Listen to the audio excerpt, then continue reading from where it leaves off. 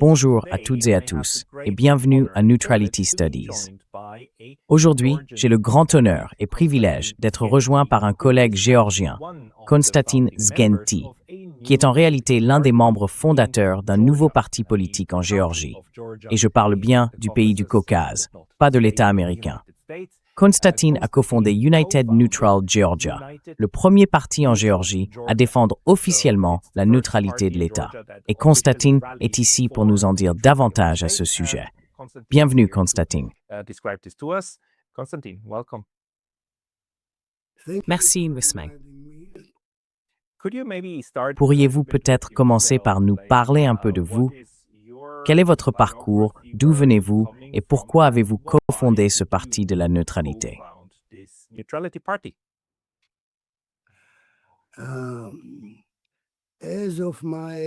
En ce qui concerne ma carrière, vous savez, de formation, je suis historien et orientaliste, diplômé de l'Université de Tbilissi, en Géorgie, à la Faculté des études orientales. Dès les premiers jours de la reconquête de notre indépendance, j'ai intégré la diplomatie géorgienne. J'ai rejoint le ministère des Affaires étrangères en 1989, plusieurs mois avant nos premières élections indépendantes. J'y ai travaillé pendant 33 ans, occupant de nombreux postes. Mon dernier poste était celui de directeur de la direction politique. Avant cela, j'ai été ambassadeur adjoint en Italie, puis ambassadeur dans 5 pays, l'Autriche, la Hongrie, l'Ouzbékistan et le Tadjikistan.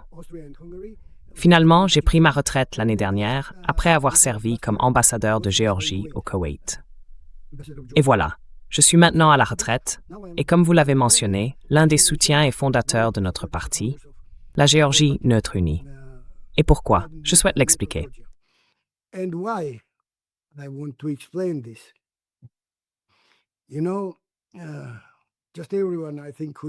Vous savez, toute personne qui s'intéresse à la politique comprend que, pour le développement réussi d'un pays, qu'il soit économique, politique ou de toute autre nature, la première chose dont un pays a besoin, c'est la sécurité.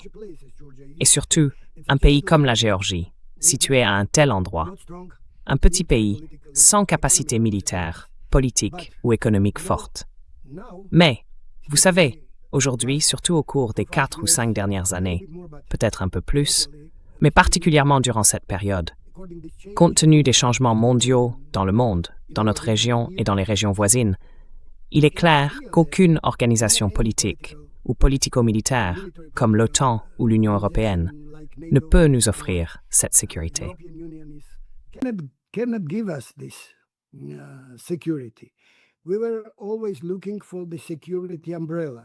Nous avons toujours cherché un parapluie de sécurité pour la petite Géorgie. Notre gouvernement, comme ceux qui l'ont précédé, croyait que l'OTAN était le type d'organisation capable de nous offrir ce parapluie de sécurité. Mais aujourd'hui, tout le monde entend et sait ce qui se passe au sein de l'OTAN. Et même certains de ses propres membres affirment ouvertement que l'OTAN ne va pas fournir de parapluie de sécurité à des pays comme la Géorgie. Et de l'autre côté, ce qui se passe dans l'Union européenne, je ne peux pas vraiment dire que l'Union européenne fera quelque chose de ce genre au final.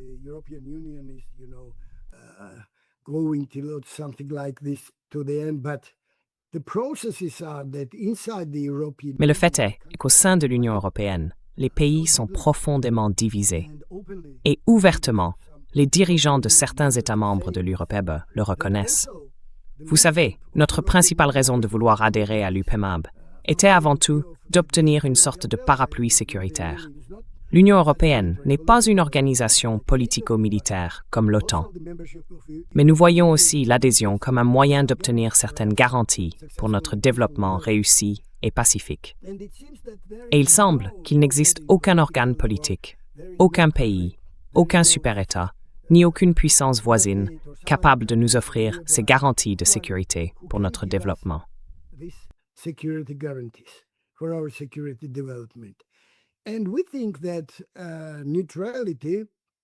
Et nous pensons que la neutralité, si nous l'annonçons, et non seulement l'annonçons, mais la prouvons avec d'autres pays, des pays voisins, des pays leaders de la région et des puissances mondiales, montrera que nous n'allons faire partie d'aucune entité politique ou politico-militaire. Vous savez, dans notre région, ils ont toujours, je ne veux pas dire combattu, mais rivalisé pour la présence et l'influence. Dans le Caucase du Sud et dans la région au sens large également. Nous pensons donc que si nous suivons la voie de la neutralité et expliquons pourquoi nous la souhaitons, ce sera le chemin le plus approprié pour notre développement sûr, économique, politique et démocratique, et ainsi de suite. Voilà, en bref.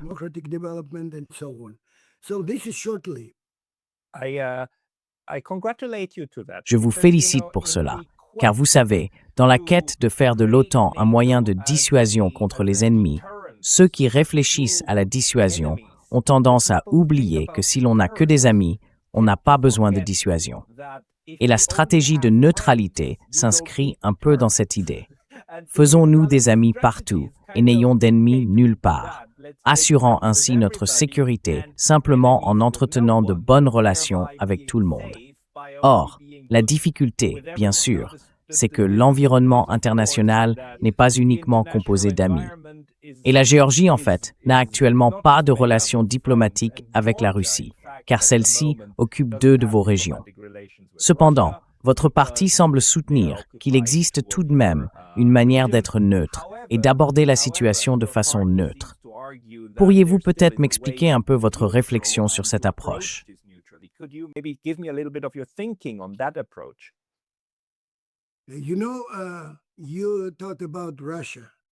Tu sais, tu as parlé de la Russie. Bien sûr, nous avons entendu que la première exigence de la Russie concernant l'Ukraine était que l'Ukraine reste neutre. Auparavant, le gouvernement ukrainien réfléchissait à cette idée et en discutait un peu avec la Russie. Je ne vais pas entrer dans les détails de l'accord de Minsk et de tout cela, mais du côté russe, l'idée principale était que l'Ukraine devait être neutre. C'est ce qu'on appelle le proche étranger. Un terme que beaucoup de gens ici n'aiment pas vraiment, mais nous faisons partie de ce proche étranger de la Russie, que cela nous plaise ou non. Et bien sûr, une superpuissance comme la Russie l'est encore. Certains pensent peut-être que c'est une superpuissance en déclin, d'autres non.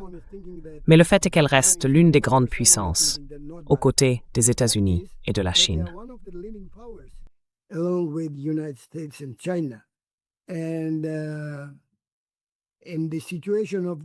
Et dans la situation d'un monde multipolaire, lorsque les grandes puissances cherchent, vous savez, des moyens de dialoguer entre elles, de conclure des accords et de définir les contours de la nouvelle architecture internationale, à la fois mondiale et régionale, parce que vous savez, ce qui se passe à l'échelle mondiale se répercute toujours sur la Géorgie et le Caucase du Sud. Et ce qui se passe en Ukraine fait également partie de ce que nous appelons notre étranger proche. Donc c'est ainsi que nous concevons la neutralité. Cela nous aide à expliquer, non seulement aux grandes puissances, que nous n'allons pas rejoindre un camp ou un autre, c'est-à-dire les types d'organisations dont elles sont les chefs et qui parfois s'affrontent dans différentes régions du monde.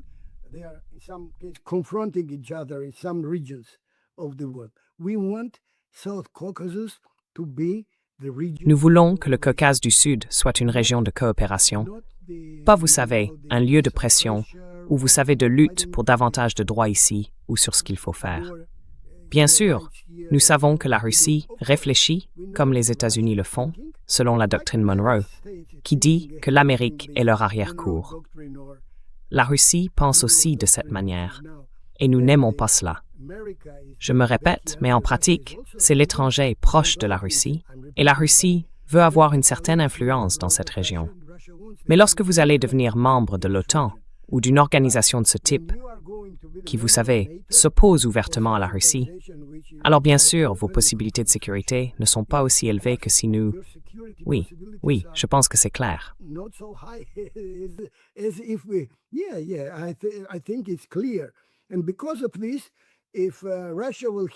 Et à cause de cela, si la Russie apprend que la Géorgie va devenir un pays neutre, cela nous aidera à atteindre notre principal objectif, pacifiquement, reconstruire notre intégrité territoriale et entamer un processus de dialogue et de négociation avec la Russie, avec les Abkhazes, avec la soi-disant Ossétie du Sud. Cela nous offre plus de possibilités que d'être, par exemple, membre de l'OTAN. Quant à l'Union européenne, d'accord, notre gouvernement continue de dire que son objectif est l'Union européenne. Mais quel type d'Union européenne?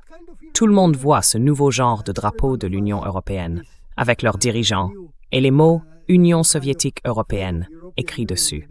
Donc si l'Union européenne prend cette direction pour devenir une Union soviétique européenne, je pense qu'il n'y a pas de place dans une telle union pour un pays comme la Géorgie.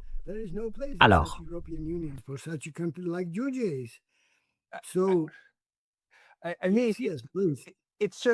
je veux dire, c'est tout de même très ironique que tu sais, au moment où la chef de la diplomatie de l'Union européenne, Kaja Kallas, est née, tout comme toi, elle était citoyenne soviétique, non? Et apparemment, elle a apporté avec elle quelques-unes de ses idées et idéaux dans cette nouvelle union. Donc, d'une union à une autre. Peut-être qu'il n'est pas nécessaire d'en parler autant, mais le fait est que pour la Géorgie, il est important d'avoir une certaine forme de relation de travail avec la Russie, une certaine forme de relation de travail avec l'UEMEB, une certaine forme de relation de travail avec d'autres, n'est-ce pas? Alors pourquoi formes-tu un nouveau parti pour cela? Et quel est l'état d'esprit général en Géorgie concernant cette question de neutralité, au-delà de ton cercle de proches, mais dans la population en général?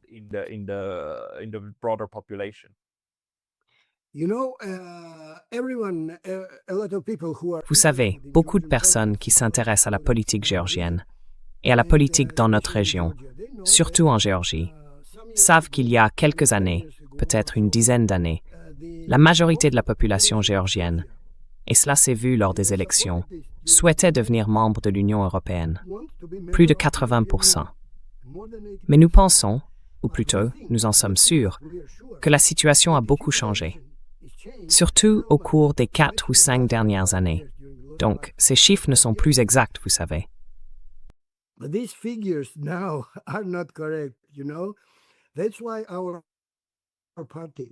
C'est pourquoi notre parti exige que nous demandions une nouvelle fois au peuple d'organiser un plébiscite ou quelque chose de ce genre pour savoir si autant de personnes en Géorgie souhaitent encore être membres de l'Union européenne. Et nous sommes certains que les chiffres ne seront pas, vous savez, en faveur de ceux qui veulent appartenir à ce type d'Union européenne. Mais l'autre point, c'est que de mon point de vue, et je pense que les autres dirigeants de notre parti seront d'accord avec moi, les changements rapides au sein de l'Union européenne sont quelque chose que nous ne pouvons pas attendre. Parce que la soi-disant vieille Europe, c'est-à-dire l'Allemagne et la France, et maintenant le Royaume-Uni qui n'est plus membre de l'Union européenne, reste néanmoins l'un des pays les plus importants d'Europe.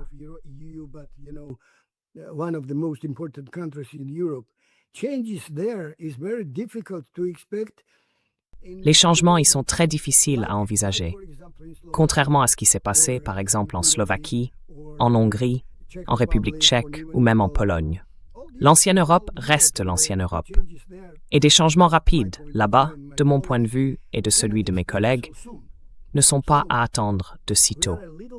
Nous sommes donc un peu, vous savez, dans une situation où nous devons choisir quoi faire.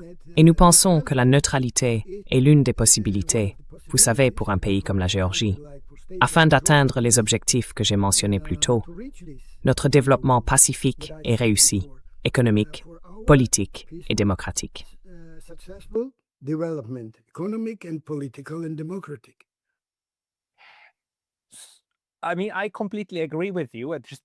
veux dire, je suis entièrement d'accord avec vous, et permettez-moi d'être totalement transparent.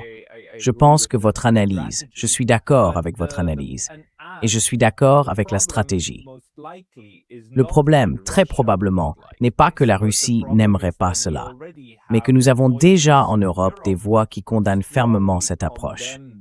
Je regarde simplement une page de la Jamestown Foundation, jamestown.org, et ma malade positive à votre sujet.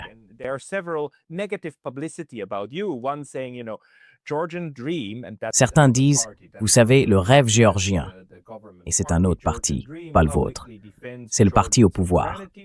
Le rêve géorgien défend publiquement la souveraineté de la Géorgie tout en faisant des concessions conformes aux exigences russes, en promouvant un discours de neutralité qui affaiblit l'intégration euro-atlantique, normalise l'influence de Moscou et ainsi de suite.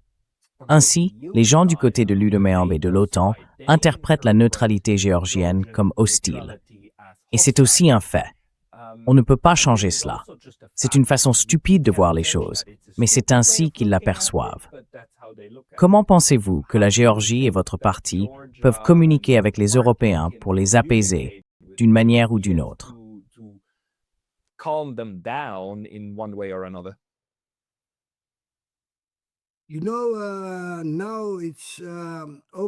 Vous savez, il est maintenant évident que même au sein de l'Union européenne, beaucoup parlent de l'influence des libéraux de gauche, des mondialistes libéraux et surtout des ONG qu'ils financent dans différents pays. Ils essaient de montrer que la situation dans tel ou tel pays est bien différente de ce qu'elle est réellement. Dans un pays comme la Géorgie, c'est certain. Car, vous savez, non seulement l'USAID, mais aussi d'autres ONG financées depuis l'étranger menaient ce genre d'activité ici, en Géorgie. Elles tentaient de montrer, non pas à la population géorgienne, mais à des publics extérieurs, notamment en Europe et dans d'autres pays, que le gouvernement géorgien fait des choses terribles, qu'il collabore avec les Russes, qu'il évite les sanctions, et ainsi de suite.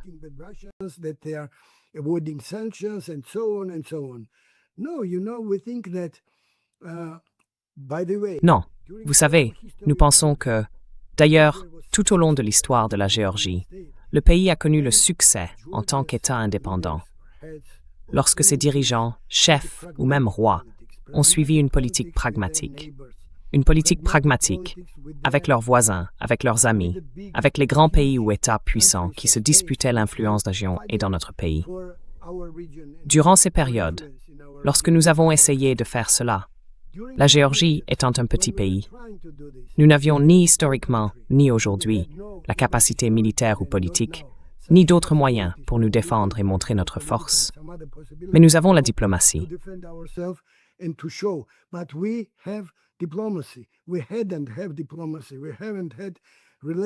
Nous n'avions pas de diplomatie. Nous n'avions pas de relation avec nos voisins, d'abord le cercle proche, puis les voisins plus éloignés de notre région, et enfin les superpuissances. À cette époque, c'était toujours la Russie, l'Empire ottoman et l'Iran qui se disputaient notre territoire et leur influence dans la région. Plus tard, ce furent l'Union soviétique et l'Occident, et nous faisions partie de l'Union soviétique. Et comme vous l'avez justement dit, je suis un homme né et éduqué en Union soviétique, qui a vécu cette époque. L'Union soviétique, comme Kaja Kallas, d'ailleurs, comme vous l'avez mentionné, et certains autres dans les anciennes républiques baltes, vous savez, ceux qui nous donnent aujourd'hui des leçons, tout en oubliant d'où ils viennent.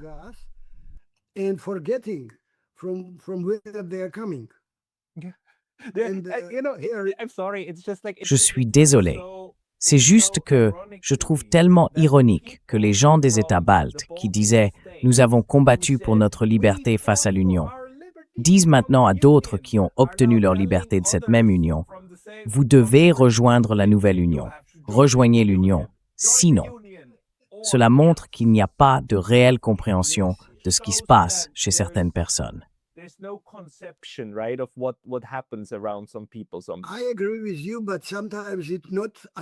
Je suis d'accord avec vous, mais parfois ce n'est pas seulement ironique.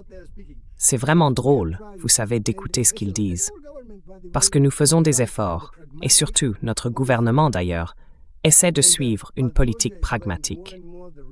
Et tandis que la Géorgie joue de plus en plus le rôle de pays corridor, d'est en ouest, de l'Asie à l'Europe, comme elle l'a toujours fait, et avec nos nouvelles relations, même stratégiques, avec la Chine.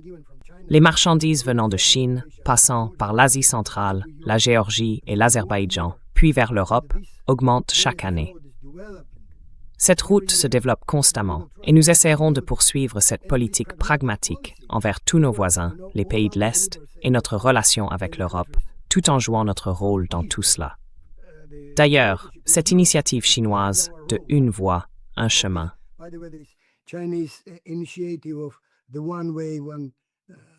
Averiture and I.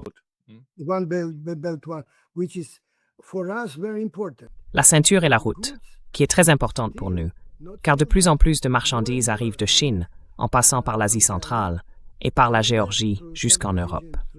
Nous allons poursuivre dans cette voie. Notre neutralité et notre politique pacifique et pragmatique nous aideront à y réussir.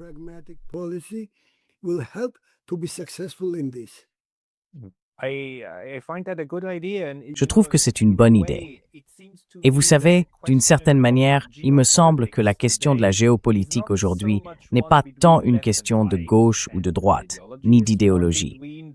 C'est plutôt une opposition entre ceux qui cherchent à ériger des murs, en transformant par exemple la Géorgie en mur, et ceux qui disent non, nous devons être un pont.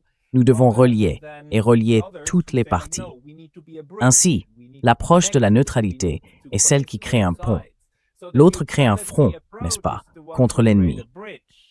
Alors, pourriez-vous peut-être développer un peu sur la manière dont vous pensez que la Géorgie peut être et a été historiquement un pont?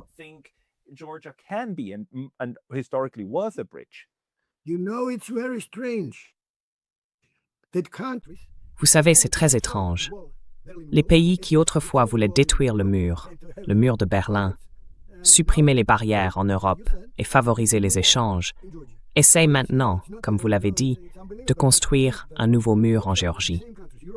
C'est incroyable de penser que ces mêmes pays, des pays européens, parlent aujourd'hui davantage de poursuivre la guerre que de paix en Europe, principalement en Ukraine. C'est très étrange, vous savez, car si l'on veut une politique d'unité et de coopération entre l'Ouest et l'Est, le Nord et le Sud, entre les grandes puissances et les pays régionaux, alors construire des murs est, pour le dire très calmement, étrange. C'est étrange, et honnêtement, je ne comprends pas.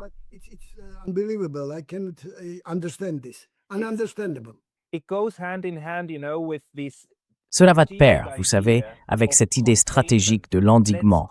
Contenons la Russie, contenons la Chine. Si vous voulez contenir, il faut construire des murs, n'est-ce pas?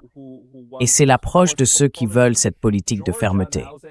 La Géorgie dit maintenant, et votre parti aussi, non, nous n'allons pas jouer à ce jeu-là. Nous voulons nous relier, pas nous isoler. Bien sûr.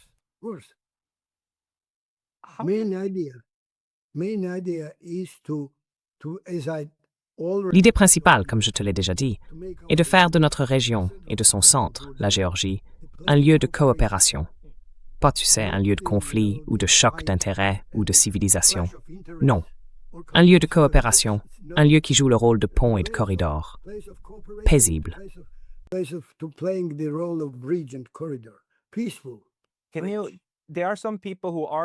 Il y a des gens qui soutiennent, mais la Géorgie a déjà été envahie par la Russie. Elle a déjà eu une guerre avec la Russie et elle est actuellement occupée. Certaines de ces régions sont encore occupées par la Russie. Comment pensez-vous qu'une politique de neutralité pourrait aider à résoudre ce conflit?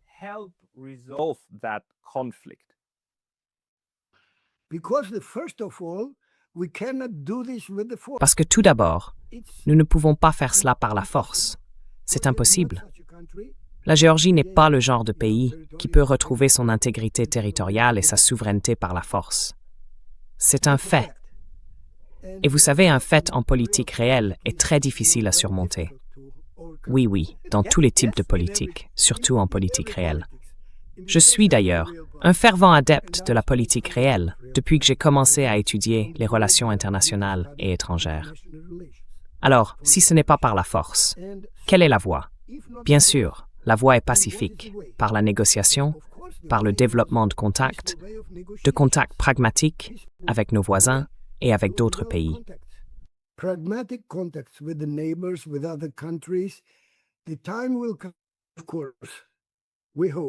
Le moment viendra, bien sûr, du moins nous l'espérons, où nous aurons aussi cette possibilité avec la Russie. Pour l'instant, c'est impossible, car la Russie ne change rien à sa politique. Elle ne revient pas sur sa reconnaissance de l'indépendance de l'Abkhazie, et ainsi de suite. Donc avant tout, l'essentiel est que la Russie revienne sur cette position. Je pense qu'avec une politique de neutralité et une approche pragmatique de coopération avec les grandes puissances et les pays voisins, c'est ainsi que l'on pourra faire évoluer l'attitude de la Russie à l'avenir. Cela ne se fera pas rapidement, nous en sommes conscients.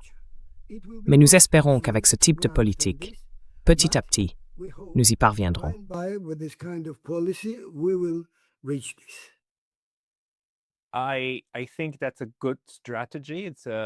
Je pense que c'est une bonne stratégie. C'est une manière d'essayer de rassurer la Russie sur le fait que la Géorgie veut être une amie. Alors, quel serait l'intérêt de maintenir l'occupation? Mais de manière générale, pouvez-vous me dire un peu ce que vous pensez que le nouveau parti lui-même peut accomplir? Parce que je suppose qu'en Géorgie, il faut aussi communiquer cette stratégie, je présume.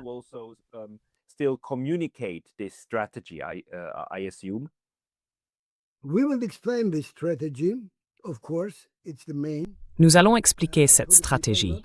Bien sûr, c'est la stratégie principale. Au peuple, non seulement à Tbilissi, mais aussi dans nos régions, afin qu'ils comprennent ce que nous voulons et comment nous prévoyons d'atteindre nos objectifs.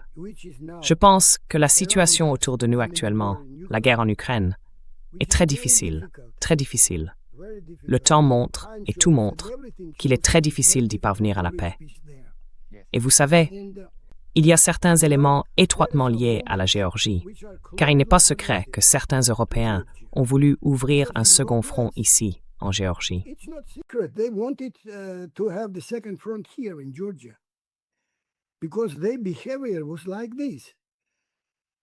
Parce que leur comportement était ainsi, parce qu'ils voulaient sacrifier des Géorgiens sur le front, dans la guerre, comme ils le font malheureusement avec les Ukrainiens, pour mener, vous savez, une guerre par procuration contre la Russie. Et nous ne l'avons pas fait. Notre gouvernement ne l'a pas fait. Et c'est très bien. Nous soutenons cette politique de notre gouvernement et nous poursuivons cette politique de neutralité. Nous pensons que la neutralité sera plus fructueuse dans nos relations avec nos voisins, même dans la situation actuelle en Ukraine. Vous voyez? Pourquoi?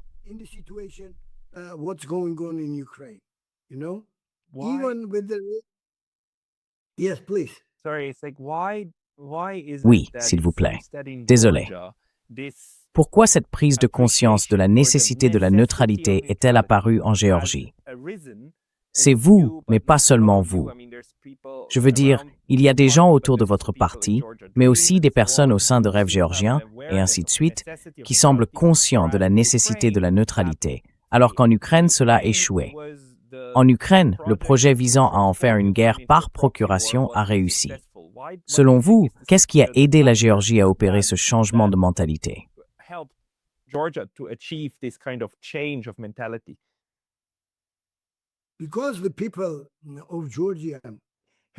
Parce que le peuple de Géorgie a une expérience très profonde, pour ainsi dire, des conflits et des guerres tout au long de notre histoire. Notre peuple possède cette expérience depuis les temps anciens et aussi dans l'histoire récente, après avoir retrouvé notre indépendance. Vous connaissez les guerres avec la Russie. Vous connaissez les conflits ici. Les gens savent comment agir et comment réfléchir pendant les conflits. Bien davantage, je pense, en raison des réalités de notre pays et de notre région. Ils comprennent cela beaucoup plus profondément qu'en Ukraine, je crois. Et c'était l'une des raisons. La deuxième raison était bien sûr la politique du gouvernement.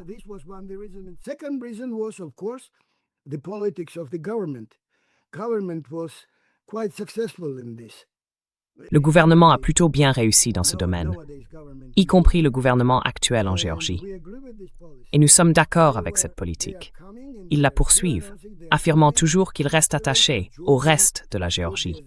La Géorgie en tant qu'État, en tant que pays souverain, et au peuple géorgien. Et bien sûr, notre approche est la même. Mais nous pensons, je le répète, que la politique de neutralité, une Géorgie neutre, sera bien plus réussie de cette manière qu'un pays qui continue de dire « nous allons encore devenir membres de, je ne sais pas, cette Union européenne très étrange ».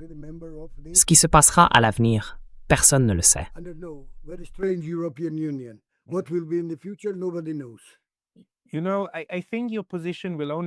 Vous savez, je pense que votre position ne fera que se renforcer, car en ce moment, il semble que la plus grande menace pour l'intégrité d'un pays de l'OTAN vienne d'un autre pays de l'OTAN. On dirait que les États-Unis veulent s'emparer du Groenland. Pensez-vous que si cela se produit, si un pays de l'OTAN s'approprie en quelque sorte le territoire d'un autre pays de l'OTAN, cela contribuera à renforcer votre argument selon lequel rester en dehors d'une alliance militaire pourrait être préférable?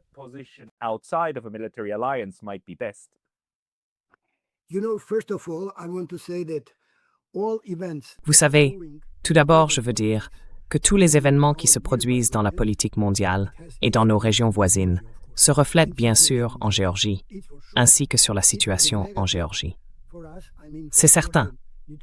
Cela peut être négatif pour nous, je veux dire pour la neutralité géorgienne et pour un développement réussi, ou positif. Tout cela a un impact sur nous.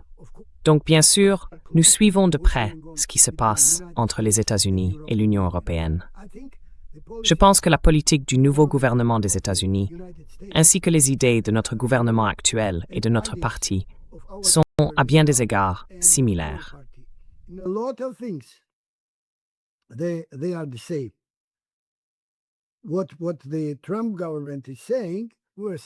Ce que dit le gouvernement Trump, nous le disions il y a quelque temps. Et cela, je pense, relève de l'idéologie. C'est une chose. Concrètement, je pense que la situation autour du Groenland ou d'autres contradictions ou problèmes entre les États-Unis et l'Europe, au final ne mèneront à aucune forme d'agression, ni, vous savez, de conséquences négatives. Je pense qu'ils finiront par négocier et parvenir à une sorte d'accord, même à propos du Groenland, j'en suis sûr. Car personne en Occident ne veut d'un conflit qui aille trop loin.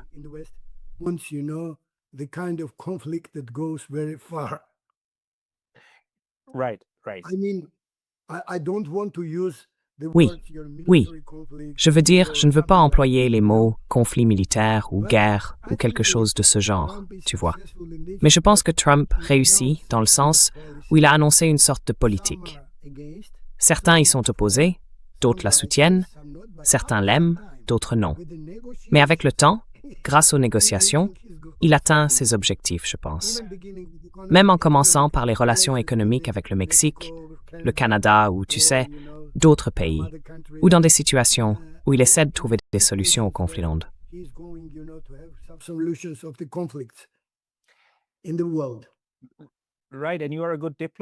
Exactement. Et vous êtes un bon diplomate. Donc bien sûr, vous ne chercheriez pas à offenser qui que ce soit. Mais, vous savez, nous nous dirigeons vers, même si ce n'est pas un conflit, une diplomatie coercitive, c'est certain, que nous observons. Je ne peux pas m'exprimer autrement. Je suis diplomate de profession et je parle comme un diplomate. Comment pensez-vous que la Géorgie peut faire face à la diplomatie coercitive lorsqu'elle se présente? Le fait est que la diplomatie coercitive peut venir de la Russie, des États-Unis ou de l'Europe. Quelle est la manière la plus pragmatique de réagir lorsque la coercition frappe à votre porte?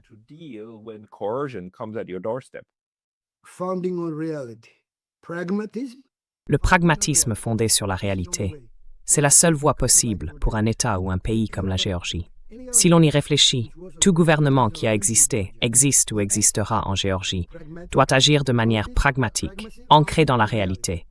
Non pas je veux ceci ou je pense cela, mais en partant de la réalité. Et la réalité montre aujourd'hui que des relations pragmatiques avec tous nos voisins et avec des puissances comme la Chine sont essentielles.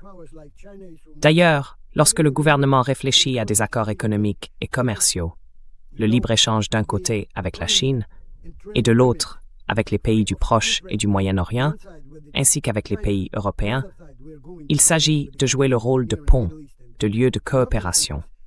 C'est à mon avis une approche pragmatique pour assumer notre rôle. Si nous développons cela sur la base de l'idée de neutralité, nous serons plus prospères.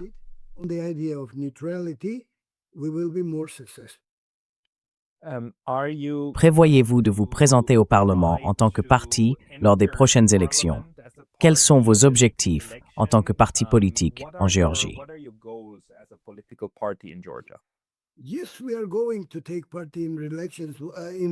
Oui, nous allons participer aux élections, sinon, nous ne l'aurions pas annoncé. C'était auparavant un mouvement politique, et c'est désormais un parti. Nous nous sommes enregistrés en tant que parti politique. Ainsi, cette force politique, désormais officiellement un parti, souhaite bien sûr prendre part aux élections afin d'expliquer nos approches et nos idées au peuple géorgien et de rallier des partisans.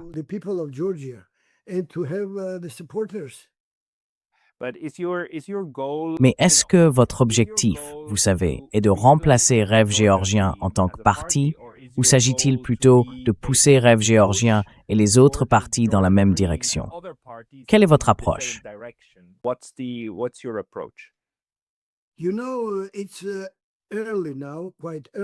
Vous savez, il est encore assez tôt pour parler de cela, pour remplacer qui que ce soit, je veux dire. Mais théoriquement, à l'avenir, pourquoi pas? Cela dépend du soutien du peuple géorgien. Si nos idées obtiennent l'appui de la population, alors pourquoi pas? Le temps nous le dira.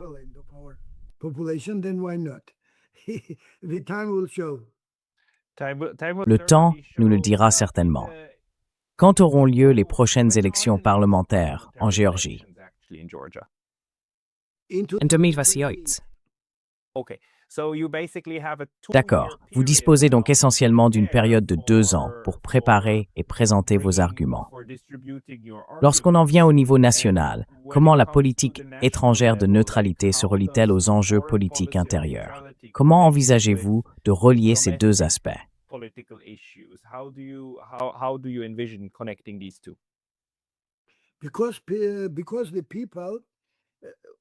Parce que le peuple, avant tout le peuple géorgien, a vu comment non seulement les décideurs politiques, mais aussi les États et les pays de l'Union européenne voulaient nous utiliser, vous savez, dans cette guerre par procuration. Et je pense qu'ils l'ont compris. Ils l'ont vu clairement. Donc avant tout, la situation actuelle leur montre que nous, en tant que pays, avons besoin d'approches quelque peu différentes, surtout dans ce type de relation avec l'Union européenne. Et nous proposons, nous croyons, une approche différente de notre développement et de notre politique. Je pense que cela trouvera un écho auprès du peuple et de la population de Géorgie.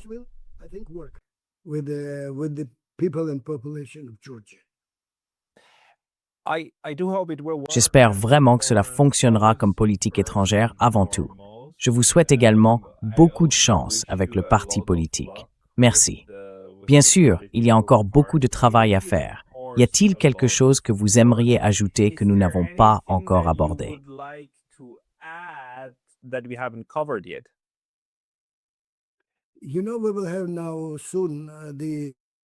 Vous savez, nous aurons bientôt le programme prêt. Nous avons déjà certains des points principaux du programme de notre parti. Et les gens en ont connaissance. Les dirigeants de notre parti en ont déjà parlé, mais peu à peu, il englobera toutes les orientations, non seulement la politique étrangère, mais aussi la politique intérieure et économique. Et vous savez très bien que la sécurité du pays, que j'ai mentionnée, ne concerne pas seulement la sécurité militaire ou politique. C'est aussi la sécurité économique, la stabilité économique interne, la sécurité énergétique et la sécurité de l'information.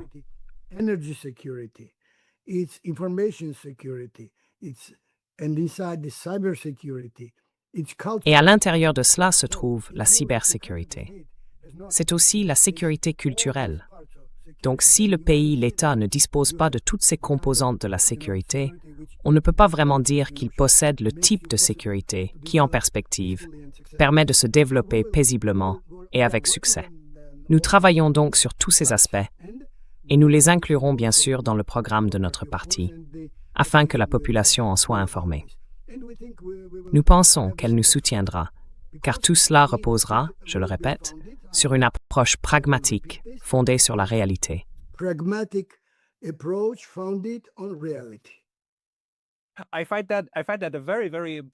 Je trouve que c'est un élément vraiment très important sur lequel fonder une politique. Alors, s'il vous plaît, envoyez-moi le programme dès qu'il sera publié. Je serai également ravi d'en reparler. Après tout, c'est l'un des sujets récurrents de cette chaîne et nous en discuterons à nouveau à l'avenir. Konstantin Zgenti, merci beaucoup pour le temps que vous nous avez accordé aujourd'hui. Merci pour l'aime. Merci.